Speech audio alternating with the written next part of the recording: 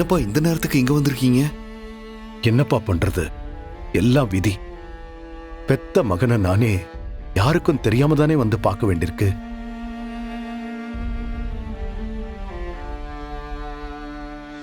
எப்படிப்பா அடிபட்டுச்சு? அது ஒரு சின்ன ஆக்சிடென்ட், லேசா தான் அடிபட்டிருக்கு. இன்னைக்கு இங்க இருக்க கூடாதுன்னு வேணும்னு தானே வெளியே போனேன்.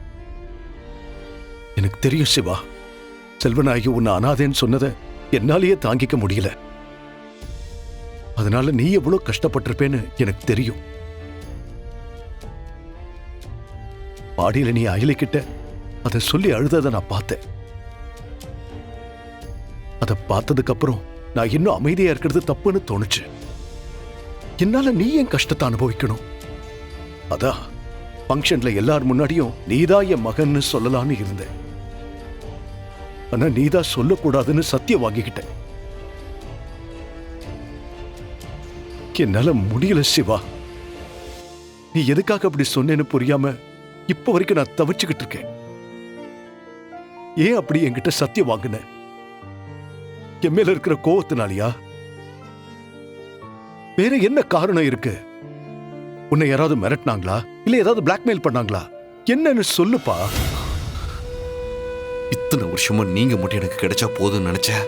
ஆனா இப்ப எனக்கு நீங்க மட்டும் வேண்டாப்பா. சித்தி, கபிலன், பொன்னின்னு எனக்கு எல்லாரும் வேணும்பா.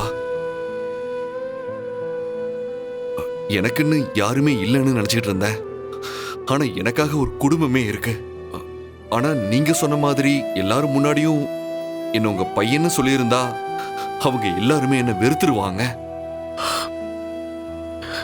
இப்பவாது அவங்களுக்கு என்ன பிடிக்காம தான் இருக்கு. ஆனா நீங்க மட்டும் சொன்னதை செஞ்சிருந்தீங்கன்னா அவங்க எல்லாருக்கும் நான் எதிரியா இருப்பேன். நான் அப்படி இருக்க விரும்பலப்பா. எனக்கு எல்லாரும் வேணும். அப்படி இல்லைனா கூட நான் யாருக்கும் எதிரியா இருக்க விரும்பல. அதனாலதான் நான் உங்களை உண்மையை சொல்ல வேண்டாம்னு சொன்னேன். இத்தனை நாளா உன்னை என் பையன்னு சொன்னா என்ன பிரச்சனை வரும்னு தவிச்சேன். ஆனா இப்போ உன்னை நினைச்சு ரொம்ப பெருமைப்படுறேன் சிவா. ஆமா, உன் நல்ல மனசுக்கு நீ ரொம்ப நல்லா இருப்ப.